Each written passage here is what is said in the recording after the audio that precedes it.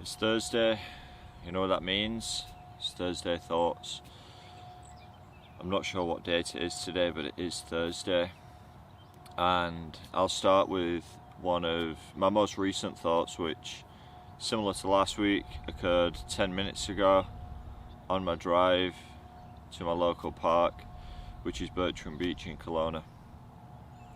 Last week the thought was about how neural pathways can become so ingrained in our minds that we can just follow this conditioning and follow these thought processes without consciously being aware of it. The example I used was driving, and I've driven the same route so many times that that's become a behavior and that's become a pattern that's set in my mind.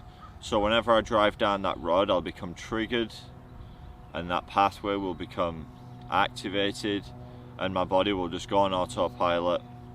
I'll not become aware of what I'm doing. I'm just doing the drive to get to the location that I usually take. So the example was I missed the turn off because I was in this state of thinking and I was just automatically, without being consciously aware of it, driving to the destination that I usually drive to. And this can happen with a lot of things. Our conditioning and our programming can mean that we're just going through the motions. We're on a term which I like to refer to as autopilot. And I think that that's one of the things that a lot of Eastern philosophies and the practice of yoga tries to break free from, is all of these conditionings, all of these pathways that have been formulated. This is what's known as our karma. And the aim of these practices is to break away from this karma, to become consciously aware, to become self-aware, so that you're not just living on autopilot. You're not just going through the motions and doing the things that they're doing these things because they've been ingrained in you, or the patterns of behavior that have been either passed down generationally or have been programmed into you from when you was a kid. So that was last week's thought. This week's thought, I was driving. I still almost missed the turn. It's a never-ending battle or a never-ending practice to be conscious, to be aware. And that's one of the things that breathing is so important, and what breathing can do for you is conscious breathing. Breathing's another thing that we do unconsciously. Our bodies just do it, but when we bring conscious awareness to our breath, then it can make us aware of our surroundings, make us aware of ourselves. So I almost missed the turn. My wife had to remind me, we're going to Bertram Beach, it's right there. So that was another reminder. There's lots of little reminders, and as long as we're paying attention, we can continue the practice, because ultimately life's a journey and it's continuous practice. I don't think we ever get to a point where we've mastered it or where we think we've figured that out. There's always things to practice, always new things to learn, and that's what makes life so exciting. So the thought that I had was, it's very important, the food that we consume and the food that we eat in our bodies. And you can't really hear it now, but there may be a faint hum in the background, and there's a cherry orchard that's not too far from where we are, and the farmer was at, and he was spraying his chemicals, his pesticides, to, I think that it's to keep the small insects off the fruit, but I'm not too sure on that. So he was spraying the fruit, and he has a big tractor, and it's got a big trailer with a big metal cylinder thing that he drags around, and it's got this big sprayer that comes out of the side of it, and it just sprays all up into the tree. That noise right there is a float plane that I'm just going to let pass by.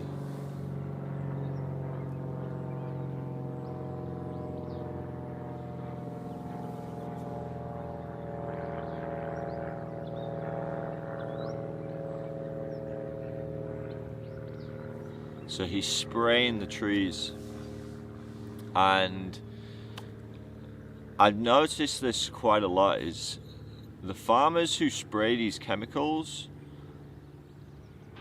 always wear these big biohazard suits. The face is completely covered. They're wearing full respirator masks. So that shows me that whatever this stuff is, it's toxic and it's poisonous to human beings. But yet we're spraying that on the fruit, which we're then going to consume and put into our bodies, which makes absolutely no sense to me, because a soft fruit will absorb whatever you spray onto it. So one practice that they do around Kelowna, which is famous for its cherries, actually the cherries here are unbelievable. If you ever get a chance to try Okanagan cherry, it'll blow your mind. It blew my mind. So one practice that they do here is if it rains, the cherries will absorb the water, and that will cause the cherries to expand. And then if it dries out really fast and gets hot and sunny, the cherries can then contract and they'll crack. So when it rains, they want to get the water off the cherries so they don't absorb the water and expand. So one practice that they do, which is really cool to watch, after it's rained, helicopters will fly just above the cherries, and the power of the rotor that pushes downwards will just blow all of the water off the trees and off the cherries. So the cherries will absorb that liquid that's put onto them. And it's the same with these chemicals that we spray onto our fruits. We know they're bad for us because the people spraying them are wearing full biohazard suits, but the fruit itself is going to absorb some of the pesticide and some of the chemicals. And then if we consume that fruit, it's then going to go into our own body. And we already know that it's toxic. So then we act surprised why there's so much cancer and there's so much disease in our society. And there is an abundance of health problems amongst our species, which we focus a lot of our time and attention on finding cures and finding things to alleviate the symptoms of these things, but we don't spend too much time looking at the cause of them and the root cause and doing something about that. And one of the big things that we can do is take individual responsibility for our own lives and figure out what works best for our bodies. But these chemicals and these pesticides that we're spraying on our fruits and our vegetables is really not good for our health, and it's something that's prevalent in society, and why our overall health as a collective species is way below what it could be. So that was my first thought of this Thursday Thoughts. The other thought that I've had throughout this week, and it's a thought that I've had for a long time, but it became a little bit more prevalent this week, and it's something that I wanted to mention. And I filmed a video last week. I didn't release the video because I listened back to it, and one of the things I talked about was it's important to move our bodies. And I used an example that everything's in a current state of motion. According to science, everything's in a state of motion, and everything moves in relation to each other with a fixed speed of the speed of light. But once I listened to this back, it just kind of sounded silly to me. And I looked around and I thought, that's not really my experience. It doesn't feel like I'm hurtling through space.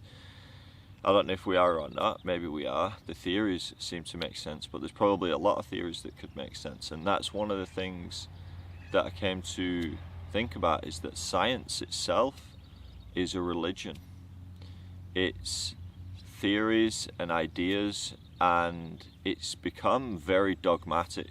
And the word science is often translated as meaning fact or truth, when in fact it's far from that. Every scientific theory has been created, it usually gets proven to be complete nonsense by someone further down the line. So,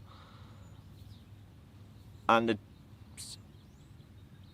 right now in society there is a little bit of conflict between science and religion, or they seem to kind of argue against each other, even though they're both the same side, they're both opposite sides of the same coin. A couple of examples I'll use are in science or in religion. In Christianity, God created the heaven and the earth in 7 days.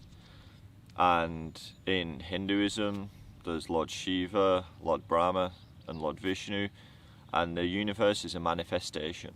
It was just brought into existence through the power of manifestation. Now, science takes a different approach. Or does it take a different approach? Because according to science, the whole universe just pops into existence from a point that is smaller than we can possibly imagine. So it just came into existence in this big bang. But what's the difference between everything just popping into existence in a big bang and it just got manifested and now it's there? They're the same thing. And a lot of religions say that we're all connected. We're all a part of the same thing. Well, Carl Sagan, who's a famous scientist, once said that we're all made of stardust, meaning that we're all made of the same thing. We all come from the same basic group of elements. We're just all made structurally a little bit different. We all have slightly different ingredients, but ultimately we're all made of the same stuff. We all come from the same place. So science and religion, kind of the same thing. They try and explain what it is that we do, and I think we can learn a lot from both of them. But I think we also need to remember that we can't create dogmatic systems, and that we need to think for ourselves, and we can't rely on systems that have been put in place to tell us what our place is on the planet. It's for us to find out. It's our each individual journey.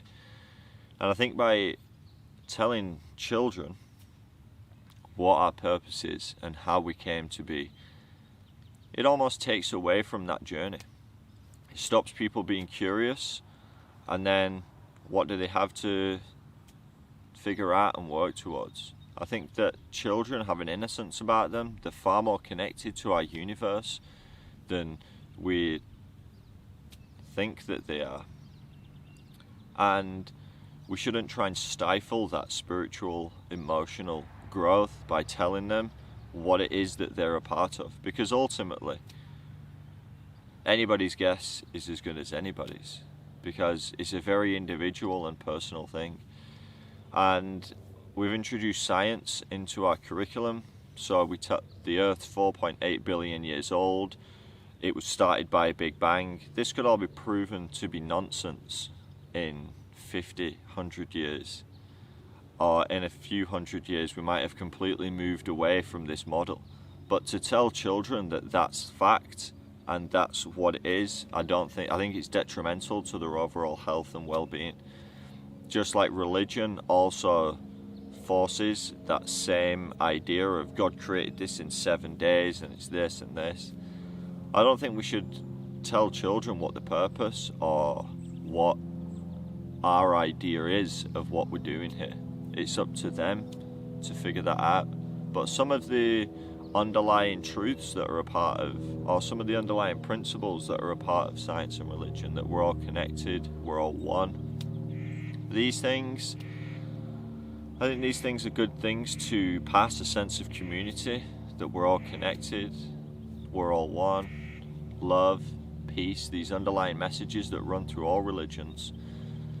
You know, religions seem to have conflicts with each other, but ultimately they're all saying the same thing.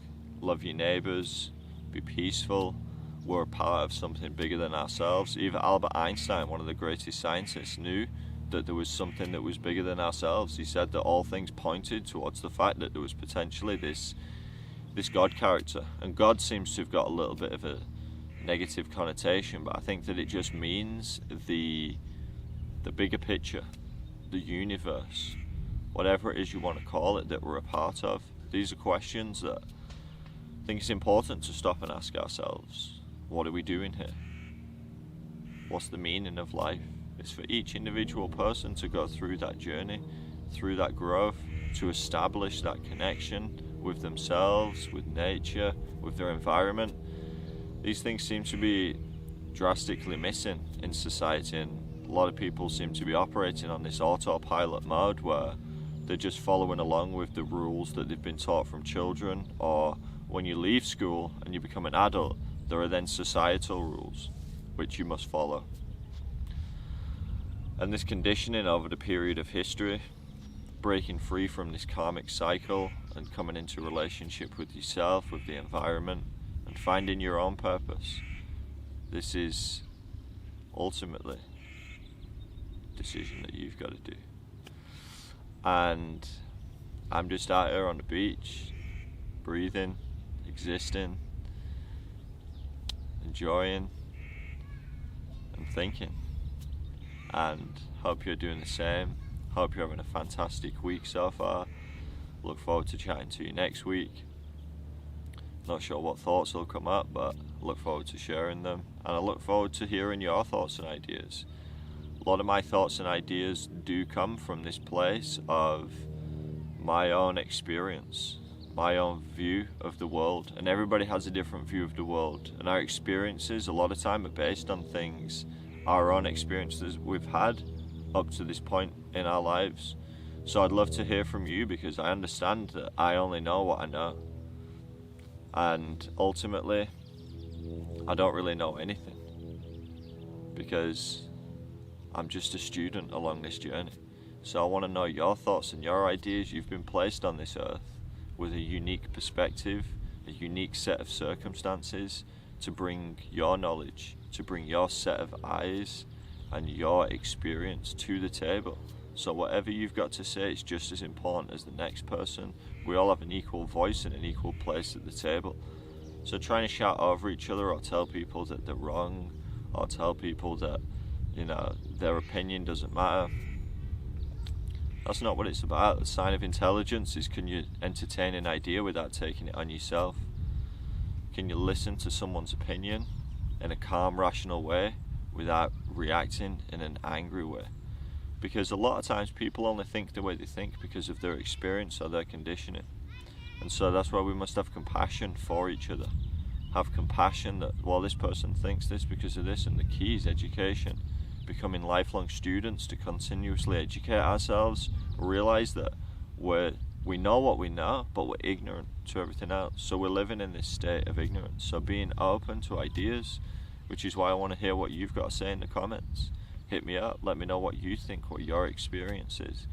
If you had an experience of growing up in a religious environment and how that's affected you as an adult, because I know quite a few people who it's affected. I mean, I went to a Catholic school, and in one class I was being taught about the Big Bang Theory, and then in the next class I was being told that everything was created in 7 days. So to tell a kid two different things, I mean, I was smart enough to realize both these things seem like nonsense, and you're both just trying to push your ideas onto this generation, when it's up to us to figure out. That's ultimately life's purpose, is to establish your own power, connect to your own power, connect to the environment. Use kids as inspiration. They're just free little souls, free little beings running around figuring everything out. As adults, we lose that a little bit. We become too conditioned. I got to get a job, I got to settle down, I got to get a mortgage, got to buy nice things, and we lose that curiosity about the world. So spark up that curiosity, listen to your intuition, connect to yourself, practice some conscious breathing, and see you next week.